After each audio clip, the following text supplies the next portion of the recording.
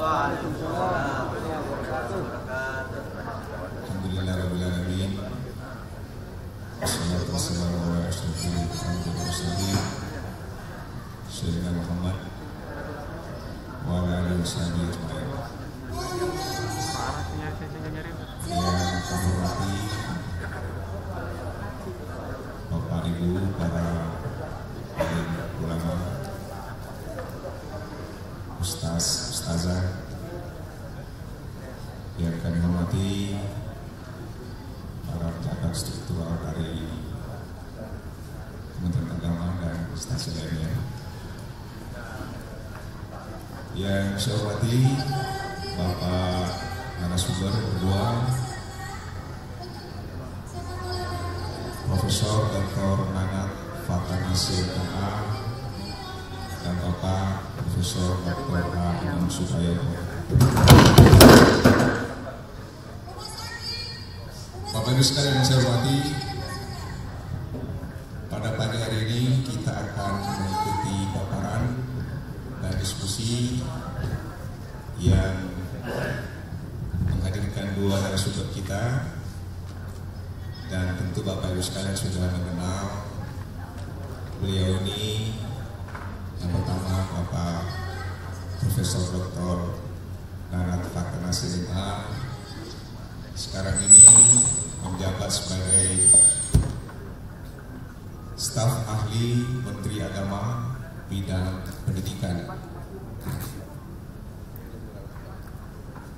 Oh, ini kehidupan beragama ya. Tulis di sini pendidikan kehidupan beragama. Beliau adalah mantan rektor Universitas Islam Negeri Bandung. Yang kedua, Bapak Profesor Dr. Imam Suprayogo MA, Guru Besar UIN Maliki Malang, juga mantan rektor yang belum lama ini menyerahkan jabatan, melakukan serah terima jabatan. Dengan demikian, kedua narasumber kita ini sesungguhnya adalah para pemikir, juga pengembang integrasi keilmuan, khususnya pada level pendidikan tinggi. Dan tentu saja banyak berkomunikasi, bekerjasama dengan para ulama dan juga dunia pesantren maupun madrasah. Dengan demikian, kalau pada season tadi malam ataupun kemarin sore ada semacam harapan-harapan yang belum banyak terpenuhi pada lembaga pendidikan semacam IAIN, UIN, STAIN dalam proses kaderisasi ulama, maka tentu kesempatan ini sangat baik untuk mendengarkan bagaimana pandangan beliau dan juga pemikiran-pemikiran, konsep-konsep yang ditawarkan untuk masa yang akan datang. Kalau dalam skedul di sini tertulis yang pertama, kaderisasi ulama masa kini, potret dan kondisi objektif kebutuhan ulama oleh Bapak Prof. Imam Suprayogo. Kemudian pada judul yang lain disebut regulasi dan strategi penyelenggaraan kaderisasi ulama oleh negara. Tentu kita tidak terpaku dengan topik ini. Kita persilakan saja kedua narasumber kita untuk menyampaikan paparan. Berhubung waktu kita sangat terbatas, kalau bisa maksimum jam 10 ya, karena kita sudah molor, maka kepada Bapak narasumber saya boleh dengan mempersilakan Bapak Prof. Nanat untuk menyesuaikan waktu paparan mungkin kurang lebih 20 menit supaya ada kesempatan untuk tanya jawab. Silakan, boleh Pak, boleh memilih tempat di mana yang dirasakan lebih komunikatif.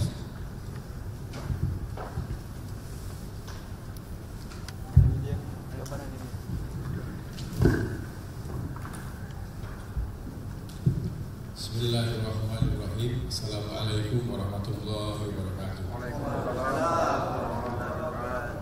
Alhamdulillahilladzi hadana li hadza wa ma kunna linahtadiya laula an hadana Allah. Asyhadu an la ilaha illallah wa asyhadu anna Muhammadan abduhu wa rasuluh.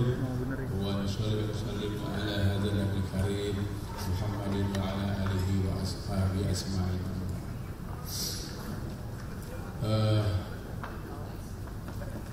Bapak Profesor Imam Suryogo dan para ulama yang saya hormati pada pagi ini,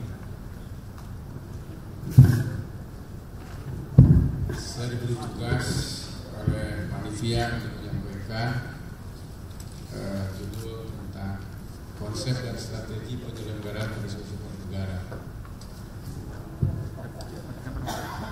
Pada bulan yang lalu saya diajak oleh Menteri Agama ke Garut dan Tasikmalaya.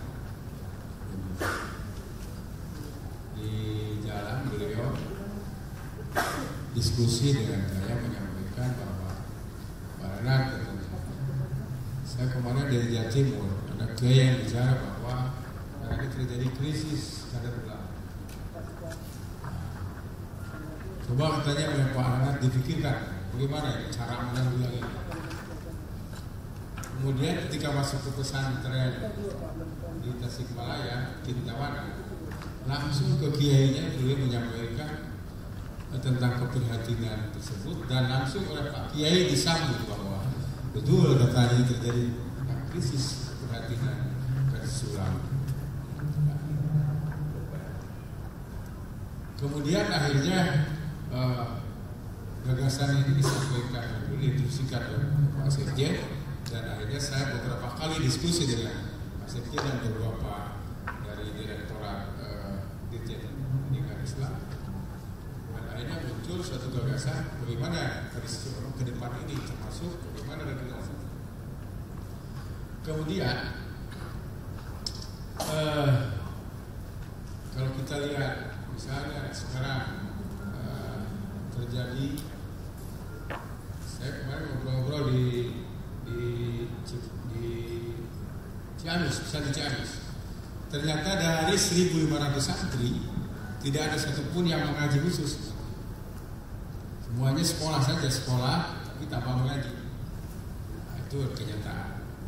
Yang kedua, di Masturia, Sukabumi, dari 6.000 santri itu sama, tidak ada satupun yang khusus untuk bagaimana dalam ilmu agama, dalam bagian khusus kayak itu, tapi mereka harus sekolah. Nah, kemudian kalau kita melihat hasil penelitian di Aceh, ya ada sebuah penelitian Pak Imam Bawani tahun 83, itu dari 33 anak ulama, bagaimana ulama terhadap anaknya, itu hanya 3 orang yang akhirnya si anaknya jadi ulama. Itu pun kriterianya biasa apa? Bisa membaca Al-Quran dan jadi imam. Semuanya jadi profesor doktor, bahkan dari doktor, profesor urusan dalam dan luar negeri, bahkan ada yang menjadi rektor.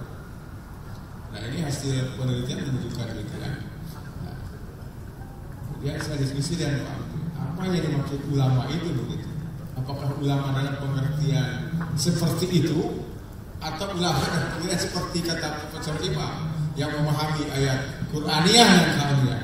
Nah, kita diskusikan pada malam hari ini, mungkin yang lalu kemarin sudah berdiskusi juga tentang ini. Cuman akan saya sampaikan yang pertama bahwa kenapa kita perlu kaderisasi ulama.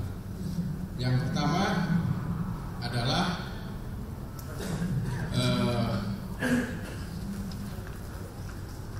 krisis SDM ulama yang memiliki kualifikasi tafaqquh fiddin. Artinya, jadi yang khusus mendalami tentang agama ini yang menjadikan persoalan, yang menjadi keprihatinan Pak Menteri, ya, yang harus kita diskusikan pada siang ini. Yang kedua, krisis kepemimpinan pondok pesantren yang mampu dan siap melanjutkan. Jadi sekarang banyak di pondok pesantren yang besar-besar, akhirnya pondok pesantren itu terjadi krisis kepemimpinan. Padahal kata Zofir bahwa kiai itu selalu menyiapkan tentang siapa pengganti dari pelanjut dari pondok pesantren. Tapi akhir-akhirnya kecenderungan bahwa kepemimpinan itu disiapkan, bahkan anak-anaknya itu keluar dari pondok pesantren itu, dan akhirnya menimbulkan satu krisis kepemimpinan. Yang ketiga, ada pergeseran orientasi lembaga pendidikan Islam. Pesantren Makassar yang tadinya hanya mengajarkan tentang agama, kemudian setelah adanya sekolah-sekolah, dan akhirnya terjadi krisis orientasi. Jadi lebih banyak bagaimana mengembangkan ilmu-ilmu umum ketimbang ilmu-ilmu agama. Nah, ini juga bisa kita perdebatkan apa yang disebut ilmu agama. Kalau dengan Pak Imam pasti berbeda, bahwa ilmu agama yang dimaksud ilmu Islam itu ya semuanya Allah, bahwa itu yang disebut ilmu Islam. Nah, yang kedua, kita lihat bagaimana sekarang model pendidikan kader ulama yang ada hari ini. Yang pertama, misalnya kalau kita lihat hari ini model pendidikan pesantren Salafiyah, pengajian kitab kuning di situ diselenggarakan, kemudian tidak menyelenggarakan pendidikan formal. Jadi dia hanya menyelenggarakan pengajian, mengajarkan pengetahuan agama sepenuhnya, tafakuh fiddin. Jadi ini sebagai penjabaran dari Al-Quran surat At-Taubah ayat 122, lihat tafakuh fiddin. Jadi khusus untuk mendalami agama. Kemudian yang berikutnya metodenya metode slogan, bandongan, lararan, dan nah ini pondok pesantren Salafiyah, dan ini mungkin yang disebut krisis hari ini yang khusus untuk mengajarkan tentang agama. Ada model pendidikan kader ulama, yaitu model pondok pesantren Salafiyah atau pendidikan modern, di mana di situ diajarkan pendidikan formal umum di samping pengetahuan agama. Jadi pengetahuan agama hanya tambahan, umum yang pokok. Kalau tadi pokok hanya agama saja, ilmu Islam. Nah, ada model yang ketiga adalah pondok pesantren kombinasi Salafiyah dan Khalafiyah. Jadi pendidikan formal disampaikan di situ, dan di situ juga ada pengajian kitab kuning. Nah, ini tren yang berkembang seperti ini. Nah, karena itu model mana yang paling bagus yang akan kita kembangkan ke depan.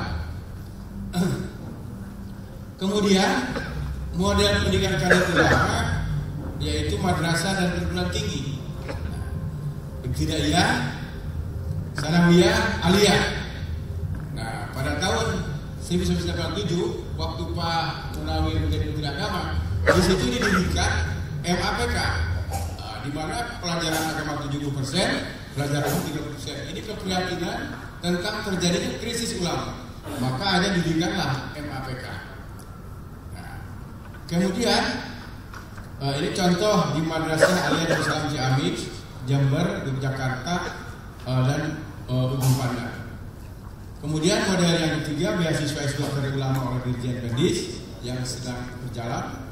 Kemudian perguruan tinggi agama Islam, UIN, YIN, dan lain, itu juga bagian dari garis ulama.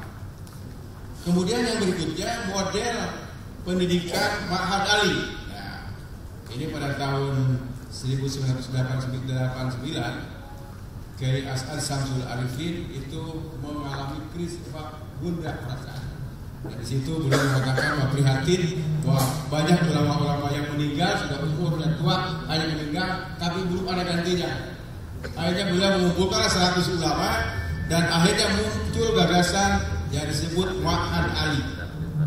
Nah, maka didirikanlah tahun 1990 Ma'had Ali, Ma'had Ali pesantren Darul Salam Ciamis misalnya, Ma'had Ali Munawir Khalafiyah, dan Ma'had Ali Salafiyah Syafiyah pesantren Situbondo Jawa Timur. Kemudian ada model yang berikutnya adalah Ma'had Al-Jami'ah, antara lain UIN sudah di Bandung, UIN Malang, seperti yang sering disampaikan oleh Pak Profesor Imam. Kemudian yang berikutnya model kaderisasi ulama yang ada yang hari ini terjadi adalah kerjasama antara MUI dengan Pemda, misalnya kayak Bogor menyelenggarakan kaderisasi ulama. MUI, Pemda dan akhirnya diundang seluruh dari kecamatan tempat para ulama dan seluruh pendidikan. Program kaderisasi ulama model yang diselenggarakan oleh Dewan Dakwah. Program kaderisasi ulama yang diselenggarakan oleh Baznas. Program kaderisasi ulama yang diselenggarakan oleh Kota Bogor kerjasama dengan pesantren Ulil Albab. Kemudian kalau kita bicara tentang bagaimana kompetensi ideal seorang kader ulama, kalau kembali kepada surat Al-Quran 190, A'udzubillahi minasyaitonir rajim. Inna fi khalqis samawati wal ardh wa ikhtilafil laili wan nahari la ayatul li ulil albab. Menurut saya itu yang disebut ulama, allazina yazkurullah qiyaman wa qu'udan wa 'ala junubihim wa yatafakkaruna fi khalqis samawati wal ardh Rabbana ma khalaqta hadza batila subhanaka faqina adzabannar. Jadi dia fikir dan zikirnya seimbang. Oleh karena itu pengetahuan Qur'aniyah yang 30 juz itu ayat-ayat Allah yang tertulis dan yang tidak tertulis alam semesta ini adalah merupakan bagian dari seorang ulama yang disebut ulul albab, dan itu yang ideal. Oleh karena itu Quraisy Shihab memberikan satu kriteria bahwa yang disebut ulama itu yang pertama tadi rujukannya surat Al-Imran 190, memiliki pengetahuan yang mendalam tentang ayat-ayat Qur'aniyah dan memahami atau mendalami tentang ayat-ayat kauniyah. Yang kedua, dengan ilmunya dia Islam, tunduk dan takut kepada Allah Subhanahu wa taala. Tunduk dan takut kepada Allah Subhanahu wa taala jadi garis misah antara sarjana, cendekiawan atau siapapun dengan ulama. Kemudian apa tugas ulama? Quraisy memberikan satu definisi bahwa tugas ulama menyampaikan ajaran Islam, menjelaskan ajaran Islam, memutuskan problem yang terjadi dari masyarakat dan memberikan contoh pengamalan. Nah, saya sampaikan di sini hasil penelitian Litbang Bapak dan Ibu, coba bisa dilihat di situ antara kelompok warga pesantren dan kelompok luar pesantren. Di situ ada pertanyaan yang dijawab. Menjadi ulama harus mampu membaca kitab kuning. Itu nilainya 73%, 73,3%. Berarti tinggi sekali. Sedangkan kelompok luar pesantren 77%. Artinya harapannya lebih tinggi lagi. Warga pesantren 73. Menjadi ulama harus mampu mengembangkan pemikiran keislaman modern. Ini tinggi sekali, 80,3%. Jadi mengembangkan pemikiran keislaman. Kemudian luar pesantren 89%. Menjadi ulama harus mampu bersosialisasi diri dengan masyarakat. 91%. Jadi kepemimpinan di sini. Luar pesantren 94,3%. Lebih tinggi lagi harapannya. Menjadi ulama harus mampu menjadi motor pemberdayaan umat. 94,1%. Tinggi luar pesantren masyarakat 97,7%. Nah, ini dari sini sudah bisa dilihat mana yang paling tinggi dan apa harapan kepada atau apa kompetensi ulama yang dibutuhkan depan. Ada pertanyaan menarik. Kalau gitu fungsi ulama apa? Di sini digambarkan fungsi ulama adalah mengembangkan kitab suci Al-Quran 76%. Bahkan di luar pesantren 80%. Fungsi ulama adalah untuk menjelaskan ajaran-ajaran kitab suci 89%. Bahkan 94% untuk kelompok luar pesantren. Fungsi ulama adalah memutuskan problem yang ada di masyarakat 70%, bahkan 78%. Fungsi ulama adalah memberikan contoh pengamalan 87%, bahkan di luar pesantren 96,2%. Tinggi sekali. Metode ulama yang diharapkan dalam mencetak kader ulama apa? Model maksudnya. Si model menurut sebelumnya model ulama bagaimana nih? Model siapa? Nah, kebetulan ini Agim sebelum nikah lagi ya. Maka di sini ada Agim dan Kiai Basir sebelum ditangkap di sini ya. Karena ini penelitian tahun 2006. Model 1 Quraish Shihab itu 60,4%. Kalau kelompok keluar pesantren 77%. Model yang diharapkan itu. Gus Dur 24,1%. Kelompok keluar pesantren 40,2%. Kiai Syahal Mahfud yang ketua umum Islam sekarang 61,8%. Sedangkan kelompok keluar pesantren 84%. Jadi model Kiai Syahal ini model yang paling ideal menurut kelompok keluar masyarakat. Yang diharapkan yang disebutkan ulama. Model Kiai Syahal Mahfud. Model Kiai Abu Bakar Bashir disebut ditangkap ini 84%, tinggi juga itu. Nah, sekarang lagi mungkin lain ya. Model Agim tinggi juga 71,1. Mungkin kalau sekarang diteliti jadi mungkin 40 berapa ya? Udah tidak tahu detik ya, ibu-ibu ya. Kamu lihat Agim istri saya kalau yang tadi langsung di tempat itu. Saya nggak tahu gimana ya. Ini perikasi begitu yang terjadi. Nah, kemudian pencapaian pendidikan itu ternyata ulama apa yang diharapkan ulama itu ahli fikih atau usul fikih. Ternyata di sini 46,3% itu 50% menolak terus setuju. Hanya ulama ahli fikih. 46 itu adalah harus ada lain gitu. Maka di sini dilanjutkan di lampiran. Di sini Bapak-bapak dan bisa dilihat di lampiran berikutnya adalah bahwa fungsi pesantren sebagai tempat penyiapan ulama itu tinggi. Artinya berapa di sini? 91,6%. Dari pesantren itu sampai hari ini masyarakat bukan sangat percaya bahwa tempat karis ulama bukan dari para ulama itu dari pesantren. 91,6%. Kemudian yang berikutnya ada di sini bisa dilihat oleh Bapak dirancang oleh pesantren kurikulumnya itu pesantren agama atau dirancang oleh MUI. 88% dirancang oleh pesantren. Bahasa yang digunakan pengantar bahasa Arab 84% dikehendaki oleh masyarakat. Nah, kemudian di sini ada materi pendidikan pesantren yang diharapkan usul fikih atau ilmu 80,9% adalah bahkan 92%, 80,9% adalah ilmu usul fikih dan 66,4% ilmu mantiq. Nah, oleh karena itu gambaran bagaimana sebenarnya organisasi ulama ke depan. Nah, oleh karena itu saya menyampaikan di sini tentang bagaimana strategi pendidikan kader ulama ke depan. Yang pertama adalah penguatan pendidikan kader ulama yang sudah ada hari ini. Ini tidak bisa kita abaikan bahwa ini ada sebagai aset. Oleh karena itu Ma'had Ali dan Ma'had Al-Jami'ah adalah harus disempurnakan atau regulasi tentang berbagai aturan menyangkut masalah kualitas akademik, kelembagaan, sipil efek ijazah dan proses belajar mengajar.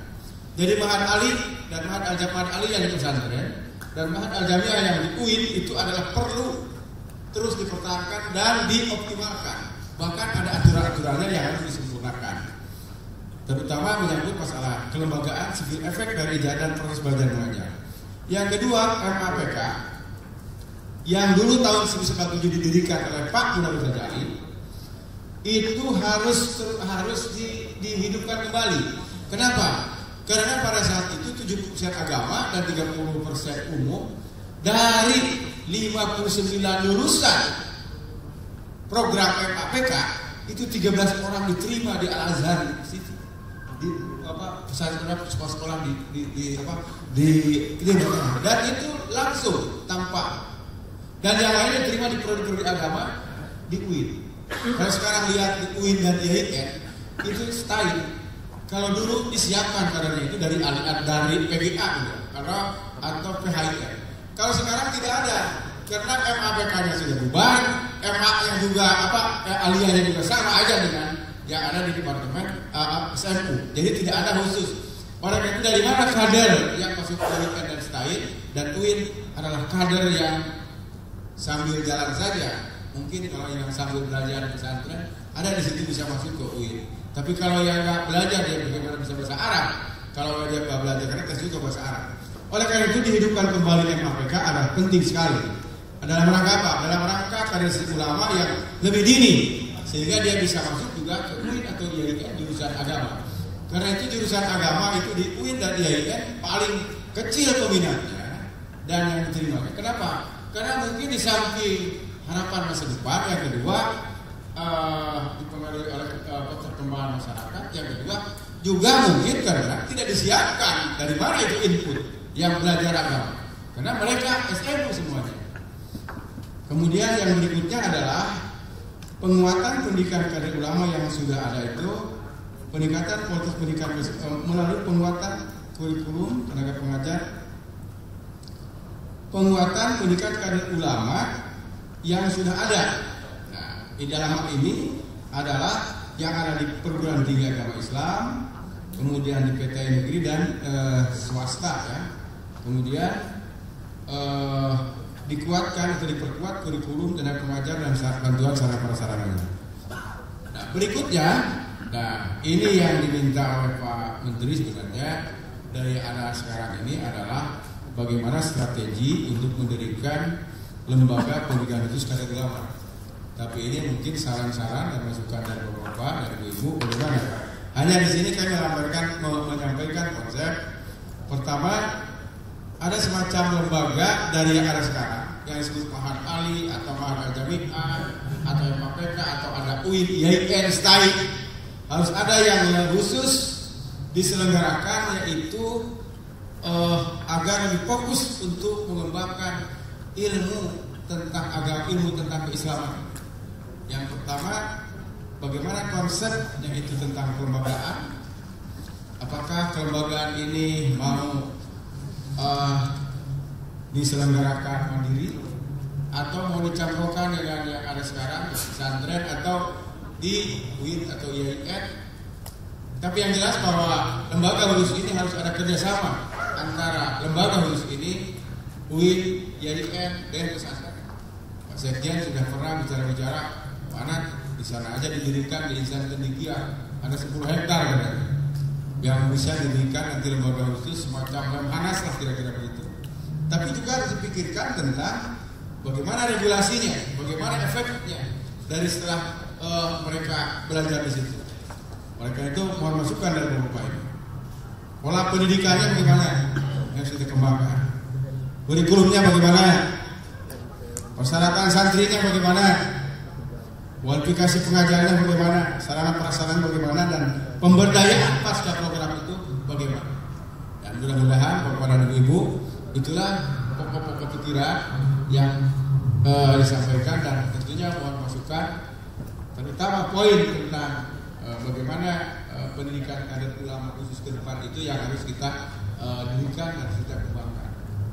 Yang tentunya ini keprihatinan Pak Menteri ini harus kita respon dengan sebaik-baiknya, dan tentunya bukan berarti melupakan yang ada, tapi justru yang akan diperkuat. Tapi bagaimana yang baru ini bisa lebih memperkuat tentang yang ada. Dan tentunya program ini tidak bersifat masif, tetapi dia merupakan unggulan. Dan ini kalau bisa kita lakukan dan sebagai salah satu alternatif, mungkin keprihatinan para ulama atau tadi yang direspon oleh Pak Menteri akan bisa kita realisir dalam kaderisasi kader ulama. Sekian, wassalamualaikum warahmatullahi wabarakatuh. Waalaikumsalam.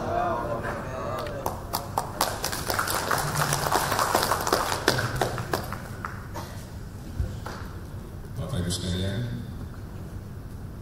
kita persilahkan Bapak Prof. Imam untuk menyampaikan paparan kurang lebih 20 menit.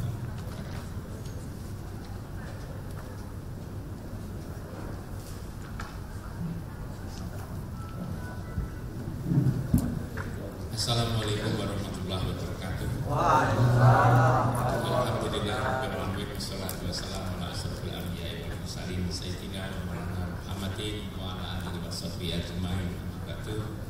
Yang saya hormati Ibu Bapak-bapak sekalian, Bapak Daratul, Menteri hadirin berbahagia, marilah kita menjadikan rasa syukur kehadirat Allah. Salawat dan salam semoga tetap terlimpah pada junjungan kita Nabi Muhammad Sallallahu Alaihi Wasallam, warga sahabatnya kita semua. Ibu dan bapak-bapak sekalian, sungguh saya senang sekali diikutkan dalam acara pembicaraan tentang ulama ini. Saya tidak sebagaimana bapak-bapak ibu yang lain agaknya memprihatinkan tentang ulama di masa depan. Saya malah justru sebaliknya, saya ini optimis ke depan ulama itu malah lebih hebat, itu menurut saya. Tapi memang dengan catatan, lembaga pendidikan Islam kita ini harus ditingkatkan kualitasnya. Setahun-setahun harus diperbaiki, yayasan itu harus diperbaiki, UIN itu harus diperbaiki, madrasah-madrasah itu harus diperbaiki. Secara struktural kelembagaannya sudah cukup bagus. Lalu kemudian juga pesantren juga dikasih kepedulian oleh pemerintah. Maka kalau itu semua lembaga itu sudah bagus menurut saya, itu bagus sekali. Indonesia ini akan bagus. Saya hanya sedikit yang ingin saya sampaikan karena waktunya hanya 20 menit. Saya setuju semua yang disampaikan oleh Profesor Nanat, saya setuju.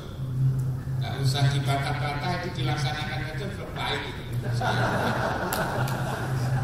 Tinggal itu melaksanakan. Saya begini, sejak dulu ulama itu yang penting.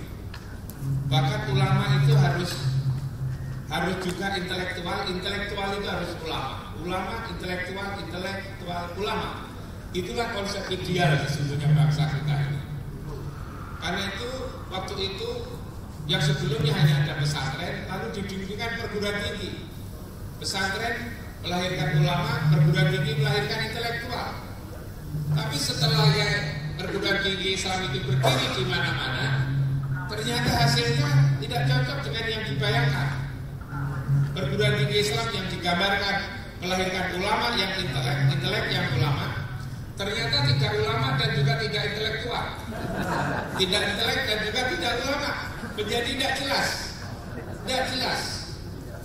Ketika saya memulai memimpin STAIN pada tahun 97 waktu itu, saya buka-buka buku, ketemulah bukunya Profesor Mufti Ali. Di sana dijelaskan bahwa tidak ada ulama yang lahir dari lembaga selain pesantren. Disebutkan tidak pernah ada ulama yang lahir dari lembaga selain pesantren. Di situ tegas sekali. Karena itu kalau yayasan tidak melahirkan ulama itu sudah benar. Itu sudah benar. Sebab memang ulama itu harus dari pesantren.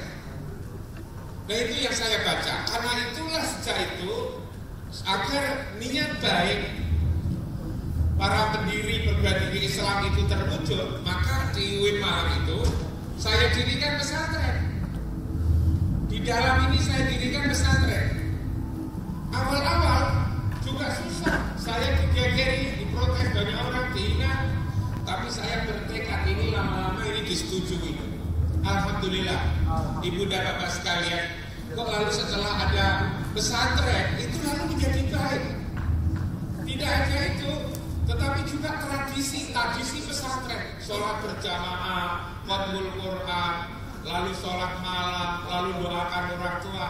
Persis di pesantren itu kita kembangkan. Yang kita kembangkan kultur sesungguhnya. Kultur pesantren harus ada di perguruan tinggi ini. Secara singkat hasilnya sekarang ini, saya kadang-kadang juga melampaui apa yang saya gambarkan sebelumnya.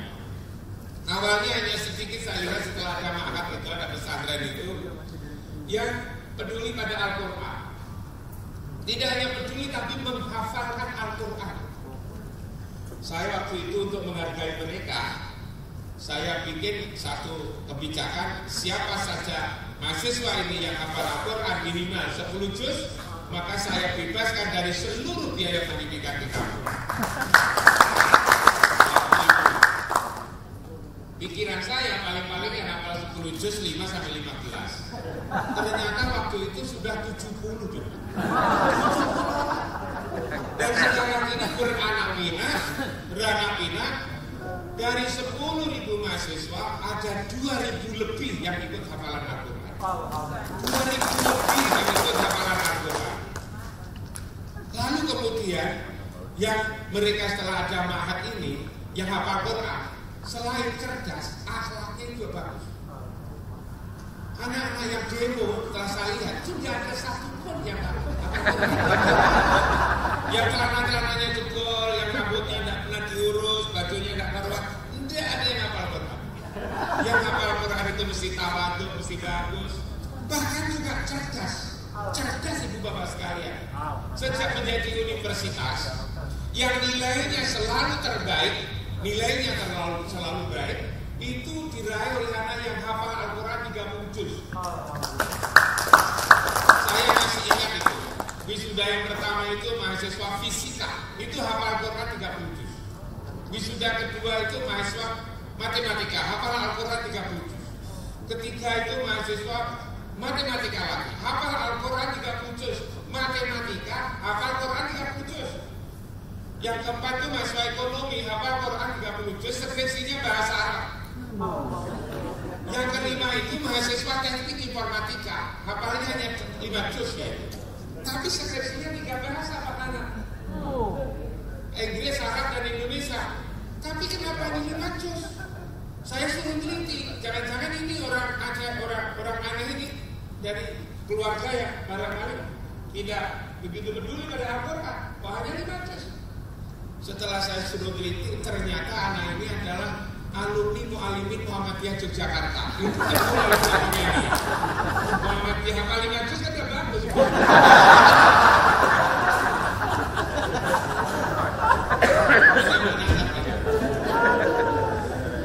Wisuda berikutnya itu mahasiswa fisika, hafal Al-Quran 30 juz, skripsinya bahasa Arab. Fisika, hafal Quran 30 juz, skripsinya berbahasa Arab. Lalu saya mintakan hadiah waktu ulang tahun Kementerian Agama itu pada Pak Menteri Agama. Wisuda berikutnya itu mahasiswa psikologi, hafal Al-Quran 30 juz, skripsinya berbahasa Arab. Kemarin ini saya betul-betul heran selain hafal Quran. Kenapa? Skripsinya itu 9 bahasa. Dia menulis skripsi 9 bahasa dengan setelah jamaah ini.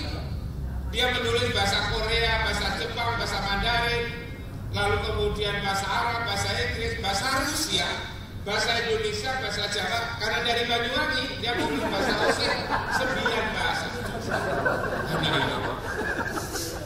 Dari 10.000, 2.000 lebih ikut hafalan Al-Quran dari berbagai macam bidang. Lalu kemudian kemudian Bapak sekalian, saya lalu kemudian juga jadi terharu ternyata pada anak-anak ini. Dia bisa menerangkan Al-Quran itu lebih jelas daripada ulama-ulama atau mungkin juga dari dosen. Satu contoh misalnya, ini sekedar contoh saja. Ketika mahasiswa saya itu menerangkan surat Maryam, kisahnya surat Maryam itu kan ketika Maryam itu bobot besar, lalu menyendiri kan itu, lalu bersandar, lalu kejatuhan runtuh. Saya kira semua kita tahu lah. Tapi kita seringkali tidak mempertanyakan apa sih Al-Quran bicara bobotnya Maryam ini. Ternyata mahasiswa kimia itu mencari runtuh, ibu dan bapak sekalian. Runtuh, korma yang masih muda itu. Setelah dibawa ke laboratorium, ternyata runtuh itu mengandung zat. Yang zat itu hanya ada di runtuh. Tidak ada di pisang, tidak ada di rambutan, tidak ada di durian, tidak ada di mangga, kecuali di runtuh. Zat itu manakala dimasukkan ke tubuh ibu yang lagi melahirkan, maka pendarahannya langsung berhenti, stop. Mahasiswa lalu bilang, subhanallah, subhanallah. Kenapa itu bersandar? Kenapa itu bersandar? Ternyata mahasiswa biologi itu melihat bahwa struktur tubuh itu waktu melahirkan itu memang berubah, berbeda.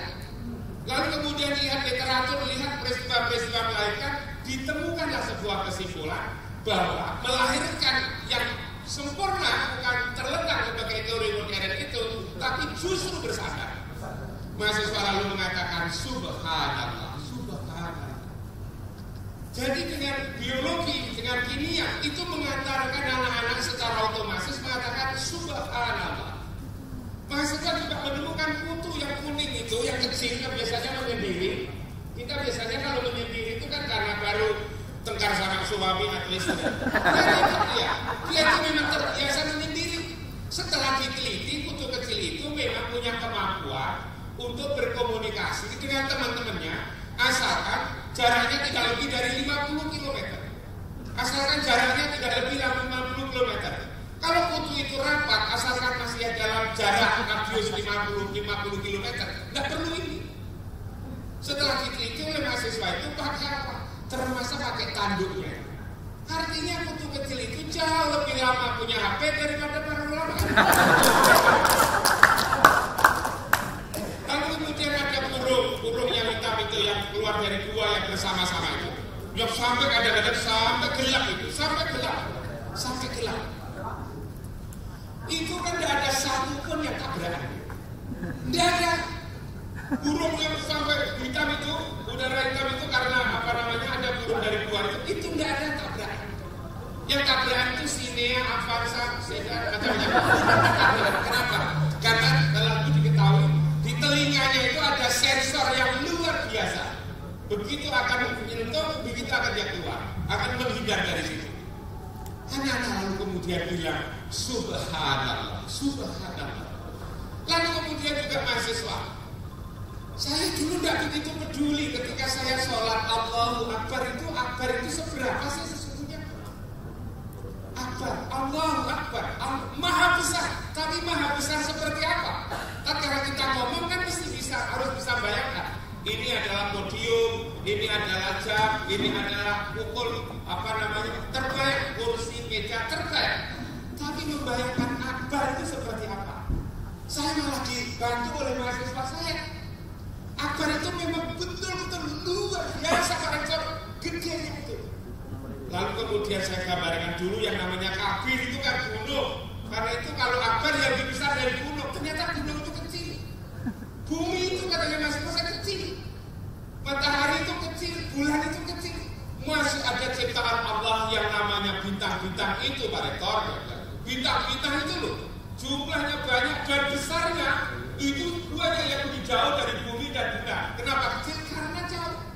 Saya lalu kemudian ingat Nabi Muhammad pernah bilang bahwa bintang itu memang banyak. Sahabat tanya, berapa itu banyaknya? Lebih banyak dari pasir di laut. Bintang-bintang itu jumlahnya lebih banyak dari pasir di laut. Siapa tidak percaya dengan Nabi? Tapi ternyata itu betul. Dan itu bukan laut Gorontalo, laut seluruh dunia. Saya ketemu teman astronomi dari ITB itu, katanya bintang-bintang yang besarnya lebih dari bulan dan bumi itu yang sudah dikenali itu udah kurang dari 350 juta miliar. 350 juta miliar bayangkan. Penduduk bumi ini sekarang ini Oktober kemarin diproklamirkan sudah genap 7 miliar. Penduduk bumi ini 7 miliar saja. Indonesia 240 juta. Semua itu 7 miliar. Bintang itu yang sudah dikenali 350 juta miliar. Bayangkan berapa itu. Juga ada ahli yang pernah menghitung manusia sejak Nabi Adam. Nabi Adam itu anaknya siapa, berapa, macam-macam sampai sekarang. Ya kita tidak usah ada percaya, mau membantah juga punya data. Ibu dan bapak-bapak sekalian, ternyata jumlah manusia yang pernah hidup lahir di muka bumi ini, manakala diberi bintang satu-satu, bintangnya belum habis separuh, manusianya sudah habis. Manusianya sudah habis. Semua dikasih bintang satu-satu, manusianya belum habis, bintangnya belum habis separuh, manusianya sudah habis. Kenapa? Karena ada 350 juta. Maka lalu ketika saya sholat, saya bisa bayangkan Allahu Akbar. Memang betul-betul akbar. Dulu gambaran saya kecil, akbar. Itu dibantu oleh anak-anak kayak begini ini. Nah, karena itulah maka menurut saya memang itu ulul albab Ulul albab kata Pak Nanat adalah alladzina yadhkuruna Allah itu qiyamah wa qu'udan wa 'ala junubihim. Ingat Allah pada tatkala berdiri, duduk, berbaring. Dulu gambaran saya kan gampang ini. Ingat Allah hanya berdiri, duduk, berbaring. Ternyata setelah saya renung-renungan posisi manusia itu hanya 3. Kalau tidak berdiri, dia duduk. Saya berdiri, ibu bapak duduk. Kalau tidak berdiri dan duduk, dia berbaring. Karena itu kan setiap saat kita ingat Allah. Karena itu mahasiswa saya ingatkan. Kalau soal ingat Allah, soal zikir, jangan takut kebanyakan. Karena memang setiap saat kita harus ingat. Seringkali kadang-kadang orang itu takut kebanyakan. Wa yatafakkaruna fi khalqis samawati wal ardh adalah orang yang selalu memikirkan penciptaan langit dan bumi. Orang yang memikirkan penciptaan langit dan bumi itu apa? Kalau tidak belajar fisika, kimia, biologi, sosiologi, antropologi, sastra, ini sesungguhnya adalah wa yatafakkaruna fi khalqis samawati wal ardh. Tapi lalu kemudian kalau Islam gimana? Apa seperti di SD, SMP? Tidak. Tatkala kita belajar itu harus bismillahirrahmanirrahim. Sampai kapan? Kalau Pak Nur sampai ujian nasional. Tapi kalau Islam itu sampai walaupun kalau akram. Sampai ada kesadaran teologis yang tinggi mengatakan subhanallah. Diteruskan oleh Pak Nana tadi Al-Quran Rabbana ma khalaqta hadza batila. Bahwa semua yang diciptakan Allah itu tidak ada yang sia-sia.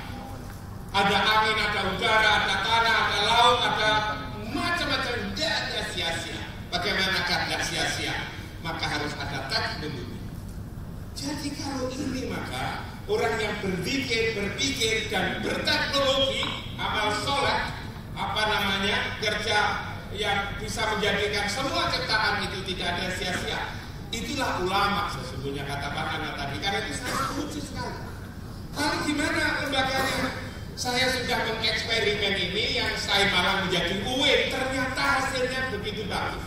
Karena itu saya selalu usul pada Pak Menteri, cobalah setelah ini itu dirubah sekarang ini. Setelah ini dirubah, IAIN itu dirubah. Jadi universitas yang di dalamnya itu ada pesantren. Universitas yang di dalamnya itu ada pesantren. Jangan lalu hanya dirubah, tidak ada pesantrennya. Nanti juga kacau lagi itu. Kacau. Karena itu dirubah menjadi universitas, di dalamnya itu ada pesantren, Pak Nana. Dan jangan hanya setahun 2 tahun seperti Pak saya. Diajari bahasa Arab, diajari kitab kuning, diajari sholat malam, diajari mendoakan orang tua. Ini akan luar biasa menurut saya saudara sekalian. Dan alhamdulillah sekarang Wirmahan itu tidak jadi percaya mahasiswa dari Aceh sampai Papua. Sekarang ini sudah ada 27 negara yang belajar ke Wirmahan. 27 negara. Dari Malaysia, dari Singapura, Thailand 23, dari Papua Nugini, dari Kamboja, dari Filipina, dari Madagaskar itu 13. Dari Yaman, dari Sudan, dari Syria, dari Libya ada 31 dari Libya. Dari Rusia itu ada 29. Dari Ukraina, Slovakia, Bulgaria, dari Albania, dari Cina, dari Amerika Serikat kemarin sudah ada 1, dari Saudi Arabia, dari Australia. Dari mana? Dari 27 negara. Saya membayangkan nanti suatu ketika kalau kita ngurus lembaga pendidikan Islam itu betul, maka Indonesia akan menjadi gurunya bagi bangsa di seluruh dunia.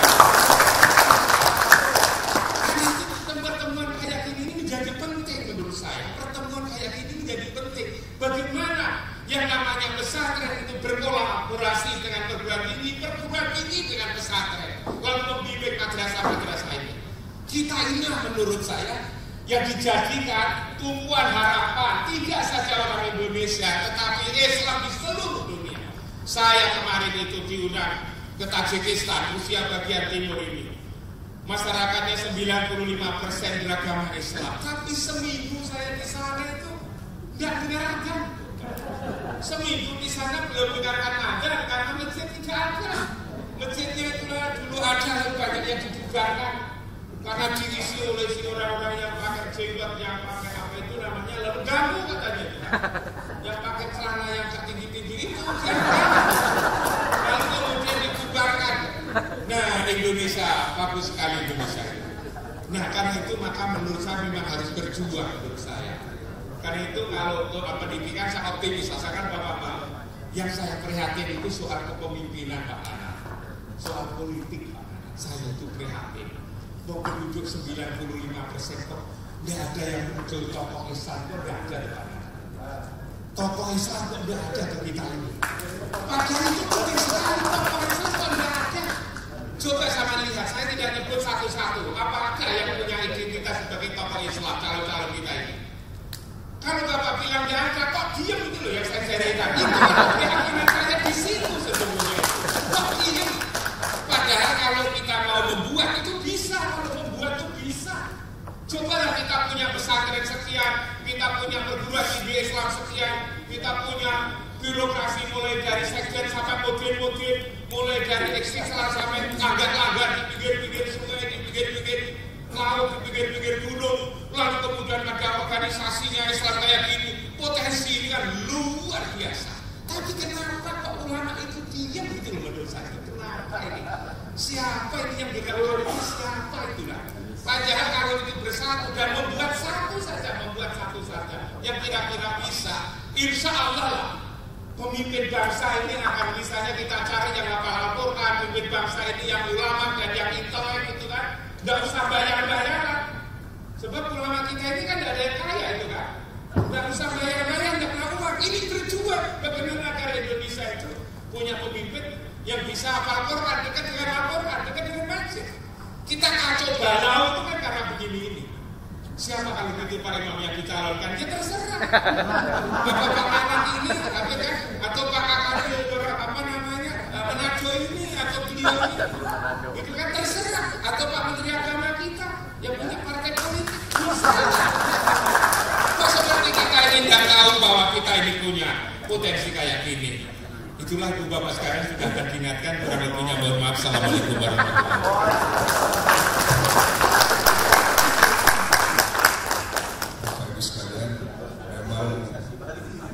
Paparan ini terlalu asik untuk diputus, tetapi waktu kita sesuai dengan harapan panitia kurang lebih jam 10 dan waktu kita ada 22 menit untuk melakukan tanya jawab. Tetapi izinkan moderator untuk menyampaikan 1-2 poin sebelum mempersilakan Bapak Ibu sekalian untuk mengajukan pertanyaan tanggapan. Yang pertama, ada fakta temuan tentang sejumlah kelemahan dalam proses kaderisasi ulama di lingkungan lembaga pendidikan Islam maupun lingkungan keluarga. Yang kedua, ada kesadaran mengenai perlunya kaderisasi ulama untuk mengatasi kekhawatiran akan kelangkaan ulama, dan berbagai tokoh dan lembaga telah merintis model-model kaderisasi ulama. Tinggal sekarang kita mencari model yang terbaik dan ada optimisme darah kaderisasi ulama dari Prof. Imam dan beliau telah merintis. Sekarang giliran Bapak Ibu sekalian menyampaikan pertanyaan, komentar ataupun saran-saran, dipersilakan. Dari sebelah kiri kami, boleh disebut namanya? Pak Ilham, dari mana Pak Ilham? Bukit Tinggi. Pak Ilham dari Bukit Tinggi. Yang sebelah kiri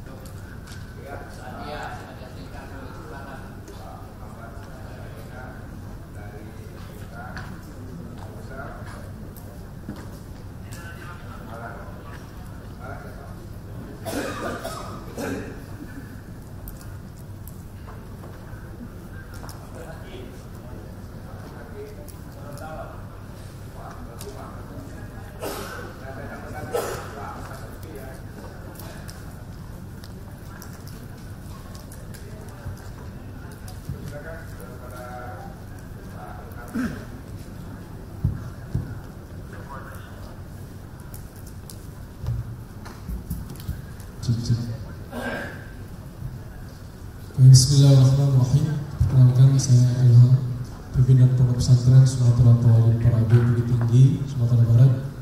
Ada beberapa hal yang mungkin akan kami sampaikan dalam kesempatan ini. Pertama sekali saya sudah terima kasih kepada dua orang pemateri kita yang subhanallah memberikan inspirasi banyak pada saya khususnya. Saya ingin menyampaikan sedikit Pak.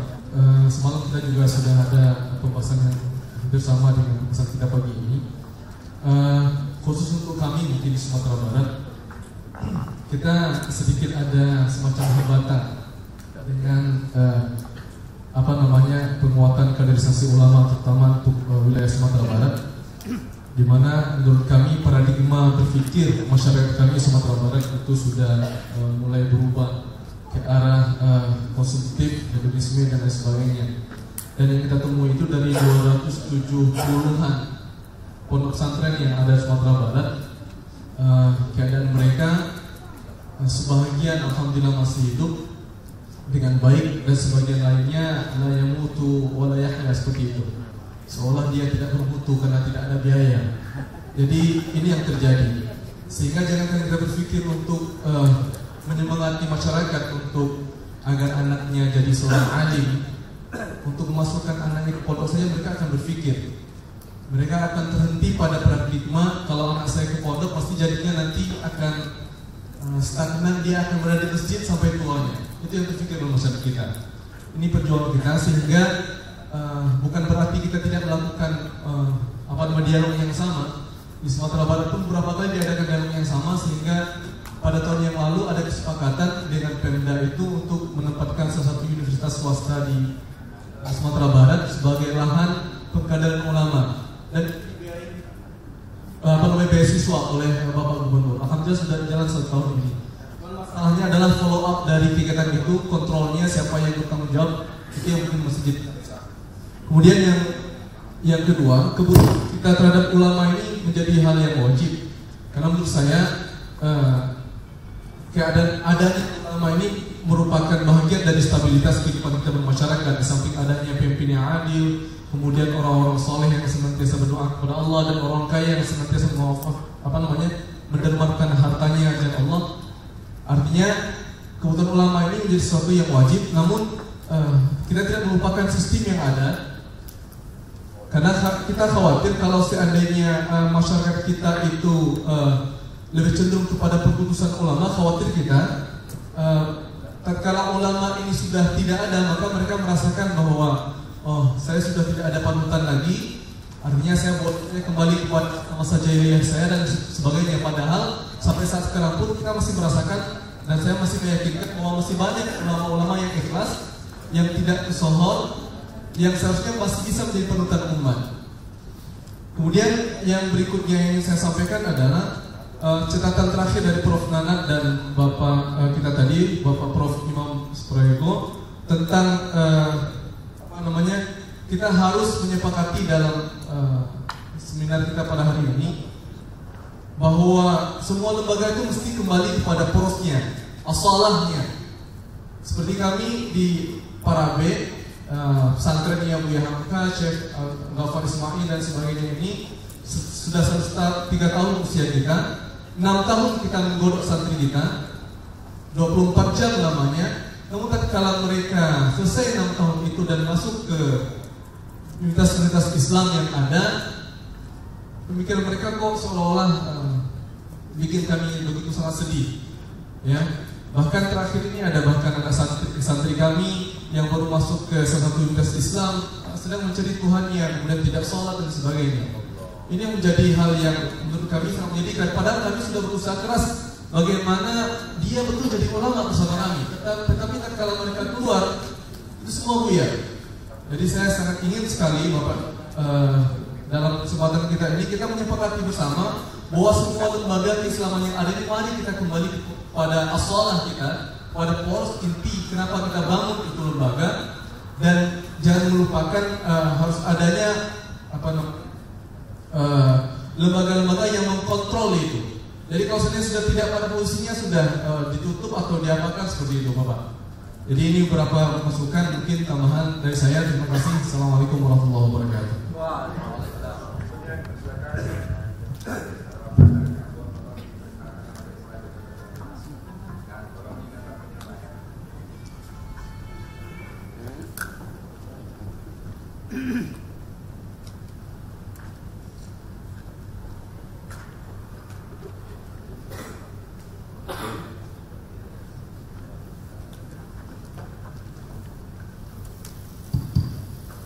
Assalamualaikum warahmatullahi warahmatullahi wabarakatuh. Kami dari Ambon, barangkali beberapa materi tadi sudah sangat bagus. Kami hanya ingin sedikit informasi Pak, saya dari Kamil Agama Maluku. Kebetulan kami pribadi punya yayasan mengelola madrasah sanawiyah dan aliyah. Berbicara tentang kaderisasi ulama ini memang sesuatu hal yang kita pikirkan, dan barangkali dari dua pembicara tadi sudah tergambar bahwa memang ada keprihatinan, tetapi di sisi lain juga ada hal yang optimis. Dan kalau kita menyimak dari narasumber yang kedua, kayaknya kita juga optimis. Dalam hal ini saya hanya ingin menyampaikan usul atau permohonan, Pak. Kami kebetulan punya satu bidang tanah yang rencananya akan dibuat pondok pesantren, Pak. Kira-kira bisa ada jalan untuk kita kerjasama dengan Imbalan sehingga nanti hasil-hasil gerakan dari pesantren itu bisa kita harapkan menjadi kader-kader ulama ke depan. Demikian, terima kasih. Wassalamualaikum warahmatullahi wabarakatuh.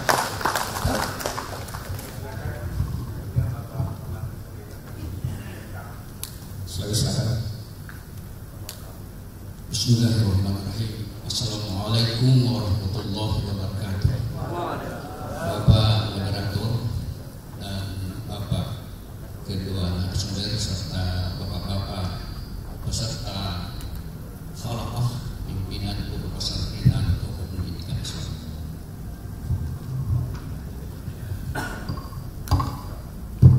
Alhamdulillah, wassalatu wassalamu ala Rasulillah.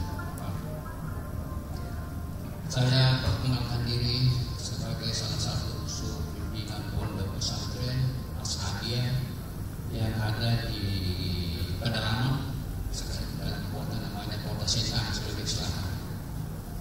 Pesantren Ashabiyah ini berdiri sejak tahun 1930 dan telah berhasil menelurkan ulama-ulama besar yang juga menjadi pendiri-pendiri pesantren besar.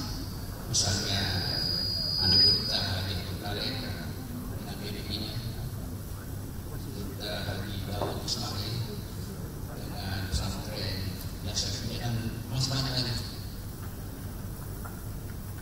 Kita menyebutkan beliau-beliau ini dengan sebutan Andi Burta, yang sama dengan Kiai, sama dengan Tuan Guru. Itu Andre adalah empuh, sama dengan empuh ahli. Burta ya guru kita, jadi guru yang memang sudah dianggap ahli. Dan dia kadang-kadang juga dipadukan itu dari Burta Kiai. Sejak awal kita sudah beliau ini dalam kader ulama sebagai saya katakan tadi. Dan sekarang ini sejak tahun 65 itu sudah dikumpulkan di badan ulama, lalu disebut Al-Ma'had Al-Ali sebagaimana dipaparkan tadi. Di samping ada perguruan tinggi ada Islam Ashabiyah itu juga. Ada juga madrasahnya Hidayah Sanawiyah aja. Kesemuanya ini adalah mempersiapkan rekan-rekan ulama. Cuma tidak semuanya lagi. Jadi apapun namanya ini sekolah-sekolah agama Islam ini, itu semuanya mempersiapkan dari ulama. Cuma ada yang lagi. Nah, bagaimana tidak tentang ulama itu yang perlu diluruskan itu. Yang tadi yang saya tadi ini, bagaimana lulusannya yang sebenarnya ulama. Semuanya alim. Bahkan anak-anak sekarang ini keluaran madrasah pesantren, keluaran sekolah perguruan tinggi itu jauh lebih ahli daripada kita yang wawasannya luas, pemahaman tentang agama luas, ada banyak sumber-sumber yang sudah diperoleh. Kalian luar biasa. Tapi kalau kita kembali merujuk kepada warasatul anbiya, ulama warasatul anbiya, yaitu panutannya sebagai keteladanan. Itu yang barangkali dia ambil Dulu kalau orang menjadi berjamaah sholat itu masih bisa diikuti oleh makmum di belakang karena masih bisa dilihat. Tapi setelah beberapa abad ini berlalu masa Rasulullah ini sudah ini sudah jauh di sana itu batas lautan, tidak bisa lagi dilihat dengan mata kepala. Padahal ini diperlukan lanjutan ini. Padahal Nabi Shallallahu Alaihi Wasallam mengatakan saya mewariskan kepada saya mewariskan ini saudara saya ini ialah yang banyak ulama. Semua Nabi tidak ada yang mewariskan kepada generasinya itu berupa benda. Yang diwariskan adalah ilmu. Jadi pewarisnya ulama, barang yang diwariskan adalah ilmu, tentu ilmu syariat. Dan itu sebenarnya sasaran ilmu syariat. Sebab tidak ada ulama pertanian, tidak ada ulama hutan. Alim saja, itu saya sebut ulama. Itu menurut kemarin kepercayaan saya. Jadi ada 5 kriteria yang saya lihat ini yang perlu ini ditonjolkan sehingga betul-betul apa yang kita paham tentang ulama ini dinyatakan ini sebagai ahli agama, terutama mengenai syariat dan bisa menjadi penyuluh sebagai imam salat sekalipun 1000 km, 1000 km di belakang. Yang kedua ini dan juga ini barangkali yang sudah ditarik al-khasyah, kekhusyuannya, ketakwaan kepada Allah. Iman itu yang perlu dirumuskan. Kriterianya itu yang disebut dengan khusyuk.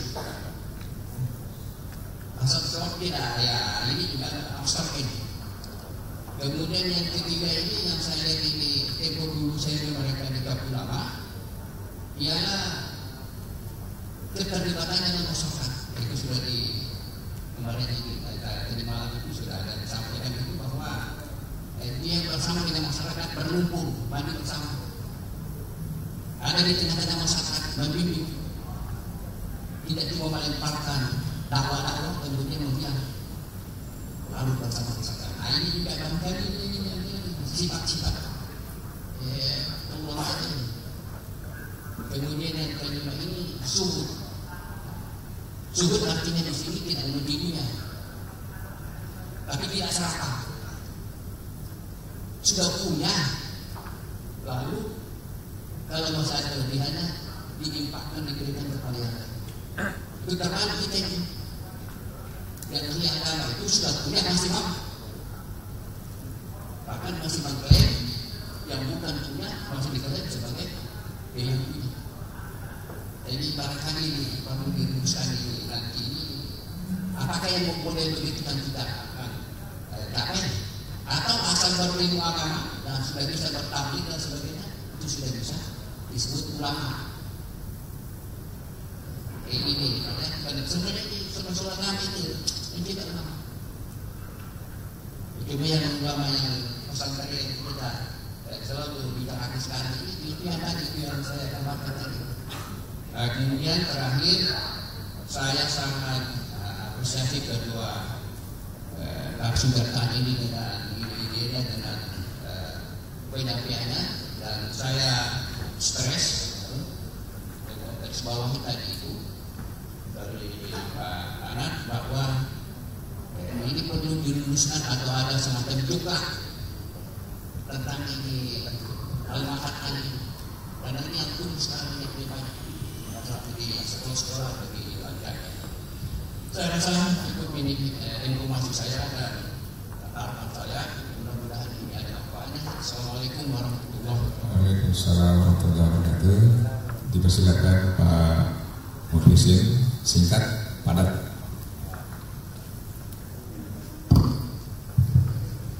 Assalamualaikum warahmatullahi wabarakatuh. Muhlisin Kutubiyah Meranggen.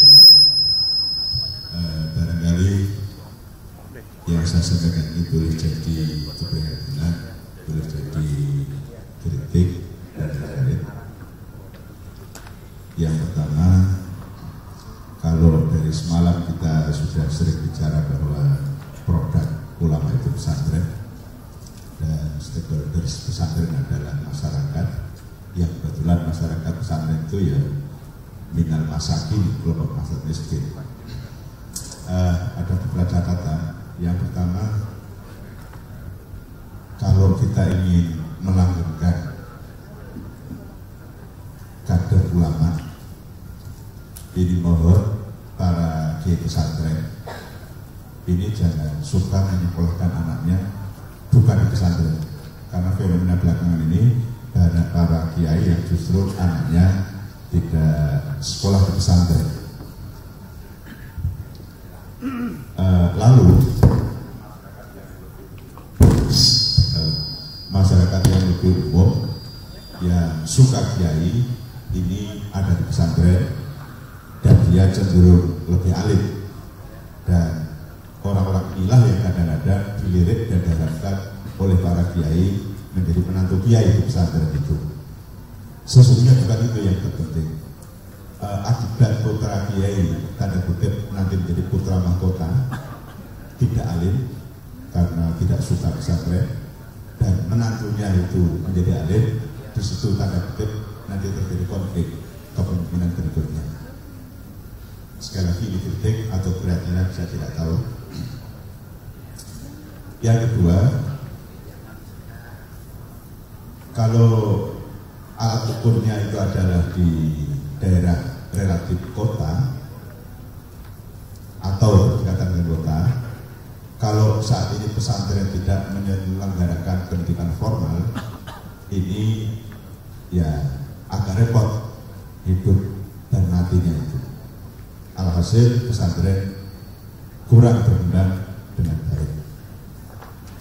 Lalu ketika pesantren menyelenggarakan pendidikan formal, yang dominan adalah bukan ngaji pesantrennya, tetapi adalah pendidikan formalnya. Mohon maaf Pak Imam, saya juga punya pengalaman. Saya ini di Butuhian juga punya SDN. Setiap tahun anak kami baik teknik elektro maupun teknik mekanik otomotif ini pasti ada yang bakal Al-Quran. Tapi bedanya dengan tempat Pak Imam adalah mereka ini dalam skala skilitas kemampuan tekniknya ini agak lemah, dan kalau sekolah hampir pasti ngantuk, kalah dengan mereka yang betul-betul mendalami ilmu teknik baik elektro maupun otomotif, dan mereka ngajinya kurang baik tetapi dia punya keterampilan yang lebih baik.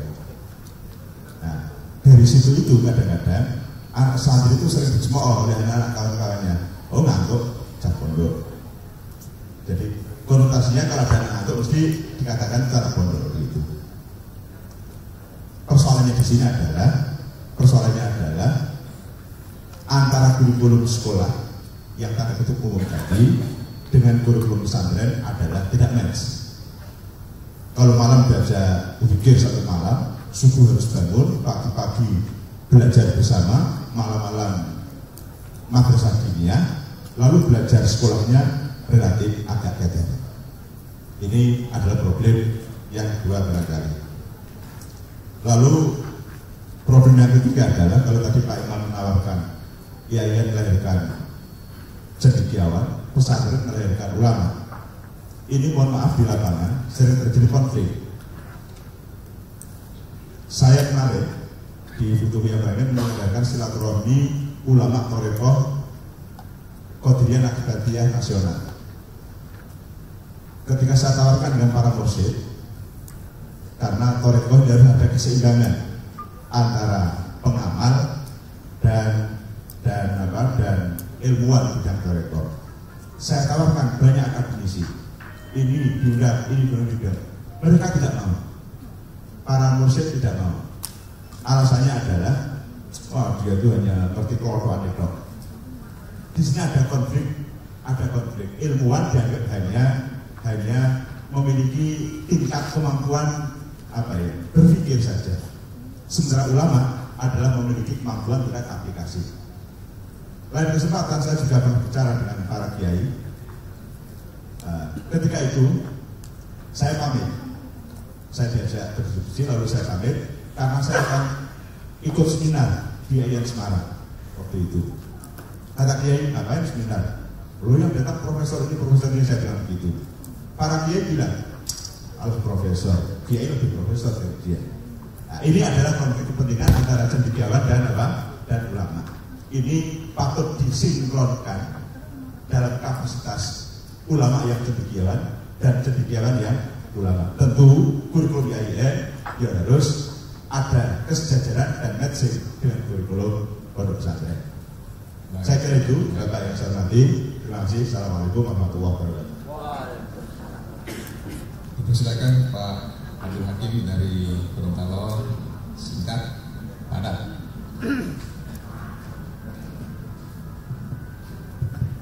Assalamualaikum warahmatullahi wabarakatuh. Waalaikumsalam. Terima kasih. Saya Abdul Hakim, Wakil Pimpinan 1 Pesantren Dua dari Gorontalo. Terima kasih diberikan kesempatan untuk menyampaikan beberapa hal tentang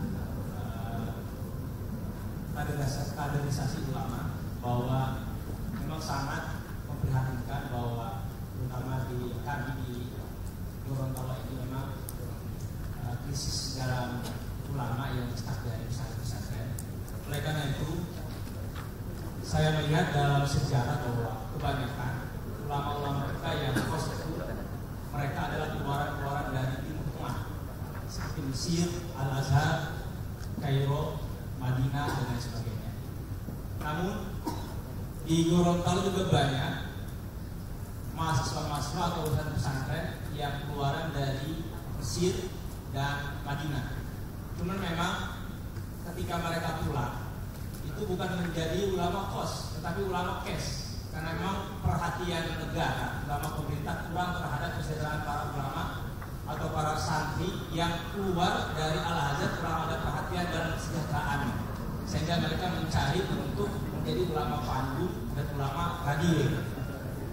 Terus yang kedua, keseriusan pemerintah di dalam mengkaderisasi ulama. Dulu pada tahun 2007 pesantren kami ini mengirim kaderisasi ulama selama 6 bulan. Tapi dari tahun 2007 sampai sekarang ini tidak ada lagi kaderisasinya. Kemudian tidak ada tidak ada ke arah yang lebih perhatian lagi oleh negara terhadap kaderisasi tersebut. Bahkan sampai sekarang tidak ada kaderisasi ulama yang dilakukan oleh PKU. Terus yang ketiga, untuk menguatkan kaderisasi ulama, kami mohon dari kementerian dan negara ini agar diberikan keluasan penuh dari Provinsi Gorontalo untuk memutus santri-santri, karena memang santri pesantren di Gorontalo ini sangat sedikit. Kalau dibandingkan dengan di Jawa, mungkin hanya beberapa persen di Gorontalo ini. Kalau tidak salah saya menghitung 25 lembaga pesantren yang ada di Gorontalo. Nah, oleh karena itu kami meminta keluasan agar santri-santri kami yang dari Gorontalo ini diberikan kuota untuk diikut sertakan dalam utusan ke Turki yang UICCI itu. Kami mohon itu agar diberikan kesempatan untuk belajar ke Turki tanpa ada tes. Karena itu kesempatan kami, Pak. Kalau perlu tanpa tes sehingga bisa, yang penting mereka hafal 2 juz atau 1 juz sehingga mereka bisa nanti jadi kader ulama di Gorontalo. Yang ketiga, kami mohon Pak, bahwa pesantren di Gorontalo ini kebanyakan mereka adalah dari pendidikan formal, sehingga ketika kami mewajibkan untuk menghafal kitab Imriti, mereka diperbedakan karena itu tidak ada di uang BN dan tidak ada di UAN, sehingga UAN ini kadang-kala juga bisa mengganjal bagi anak-anak kami di dalam menghafal kitab-kitab klasik. Sekian, terima kasih. Assalamualaikum warahmatullahi wabarakatuh. Dan berikutnya Ustaz Lutfi dipersilakan. Bismillahirrahmanirrahim. Saya namanya Ahmad Lutfi Fatullah dari Al-Mughni, Jakarta. Pertanyaan saya tujukan ke Prof. Imam. Cerita Harun bin Malang, saya dengar udah lama sekali. Dan saya dengar sendiri dari pemaparan Prof. Imam sendiri mungkin 5 tahun yang lalu pertama kali saya dengar, atau 6 tahun yang lalu. Akan tapi saya mengajar di 11 pasca sarjana, dan 1 tahun ini saya keliling beberapa kampus. Saya tidak melihat potret UIN Malang di kampus UIN atau YN atau sains yang lain. Nah, ini yang menjadi pertanyaan saya, dan kenapa kok potret UIN Malang yang cantik seperti itu tidak menular ke kampus-kampus lain, baik yang UIN-nya maupun yang swastanya. Ini apakah Pak Imam nggak bagi-bagi resep ilmu dalamnya, atau memang karena faktor-faktor X yang lainnya? Tolong diceritakan faktor X-nya itu, Pak. Makasih. Assalamualaikum. Baik. Pertanyaan terakhir itu dari Dr. Lutfi ke Pak Imam, kenapa tidak dibagi-bagi, diseminasi? Ya Pak. Sekarang kita berikan kesempatan kepada kedua narasumber untuk memberikan jawaban dalam waktu yang sesingkat. Silakan Pak.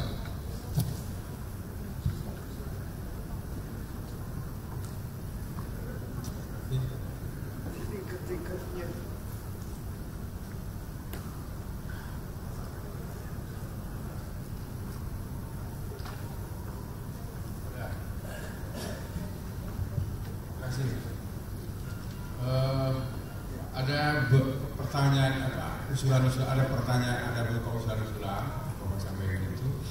Ada juga beberapa pertanyaan, ada juga beberapa komentar yang tentang usulan, misalnya tadi yang dari ya, tentang ulama yang Kemendak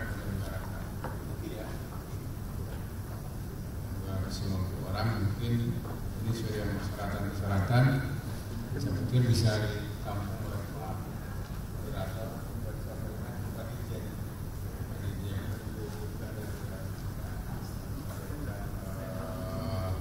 pertimbangan, karena di Makassar ya, Makassar ini Gorontalo ya, ini penting sekali untuk penguatan tentang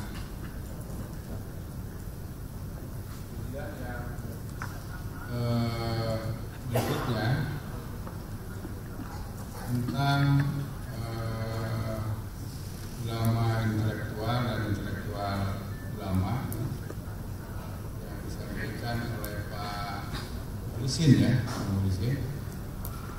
Jadi trennya memang sekarang ini menurut hemat saya itu model yang di Malang itu yang akan melahirkan ulama intelektual atau intelektual ulama yang cendekiawan. Hanya persoalannya tadi ulama tidak jadi, cendekiawan tidak jadi, begitu ya. Artinya di dalam prosesnya perlu ada pembenahan yang optimal. Saya sependapat itu.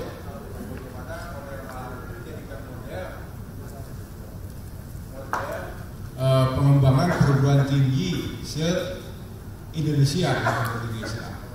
Sehingga Pak Musa Imam ini di kalangan rektor disebut rektor senior. Sekarang ini mantan rektor senior berarti ya. Dan ini dengan ide-ide dan model UIN Malang yang menjadikan model yang bagus, ini bisa diterapkan. Saya setuju itu. IAIN, STAIN menjadi UIN. Dan tapi kultur pesantren masuk ke kampus.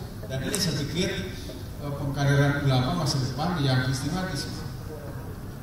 Jadi kalau kita meninjau ke abad 7 sampai abad 13, itu lahir Ibnu Khaldun, Ibnu Sina, Ibnu Taimiyah. Ibnu Sina kan ahli dalam bidang kedokteran, sehingga nulis kitab Al-Qanun fi Tibb kan. Ibnu Khaldun kan tentang al-ibar. Dan itu mereka pasti hebat di dalam bidang keilmuannya, kedokteran, tapi juga masih bicara agama. Hidayatul mustahid bersama. Lurus ya. Itu juga ahli agama, tapi juga ahli dalam bidang keilmuan dalam bidang. Dan yang bisa melahirkan model semacam itu adalah model yang sekarang sudah dirintis oleh Profesor Imam. Tapi juga saya kemarin ngobrol dengan Pak Profesor Rafiq, Rektor Universitas 11 kemarin dari Departemen Agama ada jatah untuk memberi beasiswa. Kenapa? Karena banyak lulusan fakultas kedokteran yang sudah hafid Al-Quran. Saya tanya kenapa bisa begitu Pak Rafiq? Karena begitu masuk mereka, orang yang hafid Al-Quran begitu masuk S1 itu bebas tidak dites, dan itu banyak. Dan ada juga orang yang begitu masuk kemudian dikasih rangsangan yang tadi bebas uang kuliah sampai ada hadiah sekali. Itu yang hafid Al-Quran padahal dia dokter. Nah sekarang kalau Pak Ustaz Imam dari Fakultas Tinggi Agama, nah kalau Pak Ustaz Rafiq dari Perguruan Tinggi Umum, jadi nyambung. Saya pikir ini yang paling ideal ya menurut saya, yang paling ideal. Dan kita kembali ke abad 13, abad 7 sampai abad 13. Dan itulah menurut saya yang disebut ulul albab. Dan menurut saya itulah yang seharusnya kalau rujukannya Al-Quran. Walaupun demikian, dalam perkembangan spesialisasi menurut saya harus ada di antara kita ini yang ahli betul dalam bidang ilmu keislaman. Itulah isyarat dari surat At-Taubah ayat 122. Wa yatafaqahuna fid din. Wa yatafaqahuna fid din. Jadi memperdalam tentang ilmu agama, dan inilah yang disebut tadi kenapa harus ada program lembaga khusus. Di samping tadi MAPK, Ma'had Ali dan Ma'had Agamiyah diperkuat. Kemudian yang berikutnya ini dari Sengkang Ma'had Ali ada juga. Nah ini akan kita atur bagaimana, sebab sekarang civil effect dari mengikuti Ma'had Ali itu ini belum begitu kelihatan dan belum begitu jelas. Misalnya mata kuliahnya bagaimana, apakah bisa dia akhirnya ditransfer konversi menjadi S2 dari UIN atau IAIN. Nah, ini yang dibicarakan Pak Sekjen, bagaimana kalau yang nanti program jurus itu juga bersama dengan S2 IAIN, UIN, dan akhirnya dia ujungnya nanti bisa sama dengan S2 yang ada di UIN atau S3. Dan akhirnya Pak, ujung-ujungnya kalau orang sudah kuliah, sudah pendidikan 2 tahun, 1 tahun, nanti diminta efek. Setelah itu apa seharusnya efeknya? Oleh karena itu saya bilang dan maksudnya bagaimana itu? Karena misalnya di Jawa banyak perusahaan besar yang mimpin pondok pesantren, dan itu efektif. Pesantren Johannes Darussalam itu dosen mimpin UGM, Dr. Fadli Terakhir Irfan, dan dia kebetulan dokter dalam bidang bahasa Arab. Nah, kemudian Profesor Al-Wahab di Cintawan itu adalah berusaha bahasa Arab di Banten. Kalau kasih tugas aja di situ. Atau banyak di sekolah tinggi yang punya perguruan pesantren yang dia mungkin kalau itu bisa diakui dan ditentukan mungkin efektif. Misalnya tadi secara sekarang ada perubahan dari tadinya kita berpikir pimpinan pesantren itu dari internal anak kiai atau bukan kiai atau apa anak kiai, tapi berikutnya kan berubah, tidak lagi linear bahwa itu anak kiai atau binantunya, tetapi sudah berubah ke saudaranya atau apalah tangganya atau kiai yang dianggap santri yang dianggap anak bangsa. Nah kalau begitu persoalannya, berarti kan sebenarnya dosen UIN itu berdasarkan sebuah pesantren untuk membina pesantren yang kebetulan pada perguruan tingginya bisa diidentifikasi sebagai bagian dari tugas dosen UIN. Ini yang sedang dipikirkan. Dalam rangka tadi menanggulangi krisis terjadinya pimpinan pondok pesantren. Kemudian yang berikutnya, memang sekarang ini kalau yang mengaji khusus ya, seperti saya katakan tadi, Cipasung aja hanya ada 10 orang, dan itu sudah lama, dan itu rata-rata dari kelompok yang latar belakang ekonominya rendah. Jadi kalau kita tanya kita pun, kalau disuruh pesantren khusus begitu, mungkin saya tanya dosen IAIN lah, dosen sewaktu IAIN masih IAIN dari Bandung ya. Mungkin dari 500 dosen JIN Bandung hanya ada 2-3 orang ya hanya di JIN. Ternyata dia mendapatkan hanya di ITB. Saya tanya kenapa? Kapok Bapak jadi dosen UIN sehingga anaknya di sekolah ke UIN. Ya, bukan begitu realisasi saya mana dengan anak saya ke depan bisa jadi apa? Maka mungkin ITB lebih menjanjikan sama fakultas ekonomi atau kedokteran depan. Tapi agama bisa saya larang. Tapi setelah jadi UIN berubah. Gitu. Banyak sekarang dosen-dosen UIN anaknya yang kuliah di UIN, di saintek, di ekonomi dan sebagainya. Dulu kalau sudah ada kedokteran kayak di UIN Jakarta. Nah, ini malah UIN Jakarta. Nah, itu lebih bagus lagi. Nah, jadi kalau misalnya mempelajari agama ini secara khusus saja tidak diformalkan, menurut saya mungkin akan semakin hilang. Tapi kalau tadi fakultas agama diperkuat dengan MAPK kemudian fakultas agama, ya profesor bidang Islam, tapi diberikan kultur pesantren tadi, sehingga dia bisa menjadi pemimpin pesantren. Itu lebih bagus ke depan menurut saya. Kemudian pesantren kerjasama dengan Pak Imam ya. Mungkin itu yang bisa kita dari sekian. Baik, Prof. Imam sekarang. Terima kasih Bapak sekalian. Mungkin ada beberapa aja yang saya komentari. Untuk menyatukan antara tradisi kampus dengan ma'had memang itu tidak cukup hanya lewat MOU atau menyatukan pikiran, tetapi juga harus menyatukan rasa. Hatinya itu harus disatukan. Kalau itu tidak, maka juga akan susah. Karena itulah di tempat saya tidak saja memadukan, tapi juga memadukan tradisi. Jadi seperti misalnya di pesantren itu selalu banyak bikin bapak-bapak ya. Di kampus saya juga itu, kalau itu Desnatalis, warga pesantren, warga di luar kampus saya ajak untuk datang bikin bersama sehari, dihadiri oleh sekitar 30.000, 40.000 orang di kampus. Sehingga di kampus itu ya seperti pesantren, ada kegiatan bikin kayak begitu. Di Jawa Timur masyarakat pesantren ini suka ziarah kubur Wali Songo. Maka saya akali gimana caranya ini agar mahasiswa saya tidak dekat dengan Wali Songo. Karena itu beberapa dosen saya tugas itu tahlil di kuburan Wali Songo. Setelah pulang saya suruh ngambil tanah kuburan Wali Songo, saya tanam di depan kampus. Jadi mahasiswa itu sehari-hari ziarah kubur. Karena apa? Di depan kampus sudah ada Wali Songo.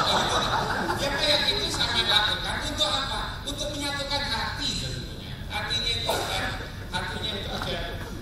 sama saya. Kan itu memang harus ajak relawan. Seringkali mahasiswa saya ajak juga setiap Kamis malam Jumat untuk khatmul Quran bersama 3.000, 4.000 mahasiswa. Seperti di pesantren, setelah itu saya ajak dia makan, saya ajak juga makan. Sehingga saya menyediakan nasi bungkus setiap akhir bulan itu sekitar 4.000 nasi bungkus. Untuk apa? Agar nyatu antara dosen, mahasiswa, lalu kemudian juga mungkin masyarakat sekitar ada di situ, para kiai saya suruh untuk memberikan ceramah. Hal-hal semacam inilah agar tidak lalu bersaing antara intelektual sama si kiai yang ada di pesantren di dalam kampus. Itu yang saya lakukan. Lalu kemudian soal sekolah di luar negeri ke Turki, saya itu jadi bingung. Untuk apa kita ini lalu mesti harus membanggakan luar negeri? Kenapa tidak membanggakan dalam negeri? Kenapa tidak membanggakan UMKM? Daripada kalau ke Turki lebih baik dibawa ke UMKM sana. Di sana hafalan Al-Quran jelas. Di sana juga ada itu kitab-kitab klasik. Mereka juga belajar di situ. Gak kalah dari Sudan, gak kalah Yaman. Orang Yaman aja sekarang sudah punya kue malam. Orang India sudah kue malam. Orang Mesir sudah kue malam. Kalau kita harus ke sana untuk apa? Kita harus menjadi gurunya bangsa-bangsa di seluruh dunia ini. Misalnya setidak-tidaknya adalah dalam kajian-kajian. Ya bolehlah ke sana boleh, tapi jangan lalu kemudian kita selalu menghargai bahwa di sana lebih hebat daripada di sini.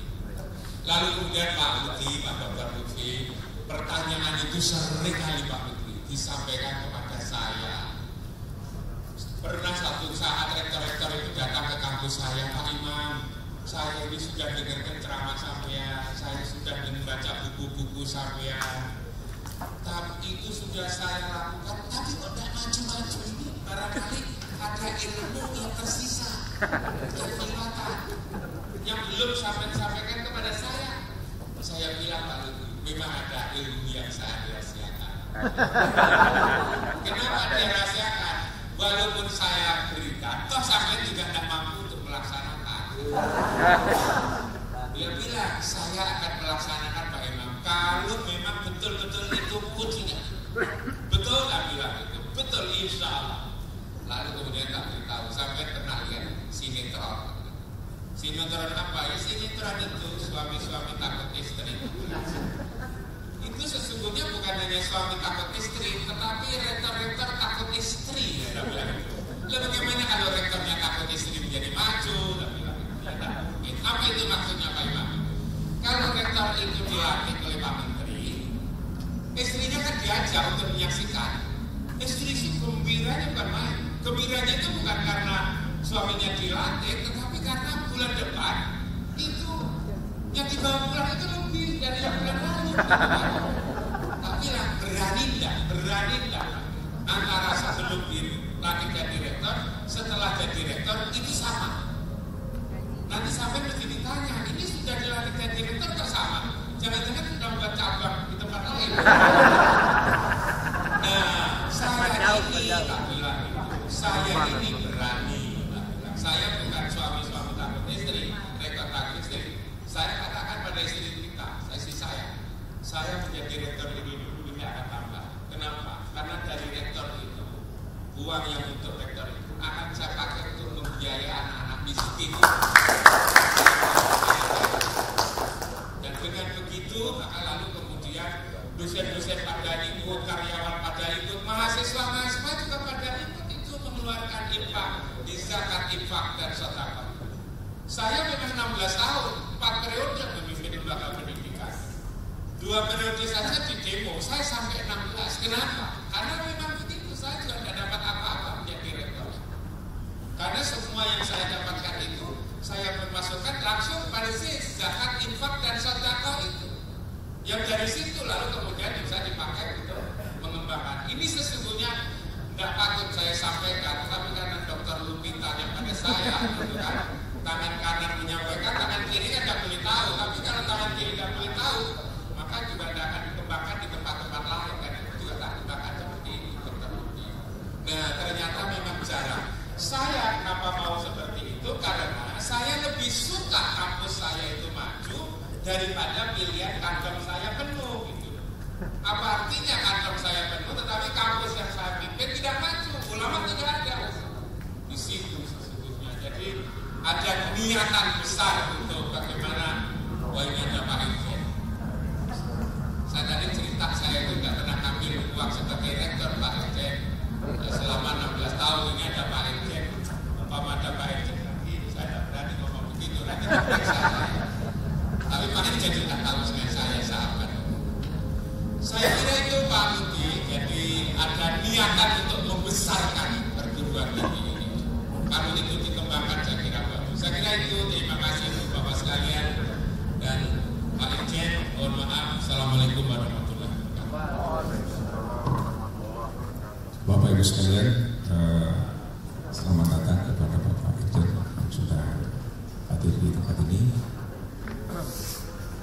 Banyak sekali informasi, penjelasan dan gagasan yang sangat menarik dari kedua narasumber maupun dari tanggapan penjelasan para peserta. Pada kesempatan ini, moderator tidak membuat kesimpulan, cuma ada catatan kecil bahwa proses kaderisasi ulama ke depan hendaknya memperhatikan yang pertama seperti apa figur ulama yang diharapkan. Yang kedua, lembaga pengkaderan dapat mengadopsi mengembangkan apa yang sudah ada, dan yang tidak kalah pentingnya adalah memperhatikan kesejahteraan ulama. Saya kira itu catatan dari kami. Mohon maaf kalau ada kekurangan. Mari kita memberi aplaus kepada kedua narasumber. Sekali lagi dari moderator, kalau ada kekurangan mohon dimaafkan. Wassalamualaikum warahmatullahi wabarakatuh.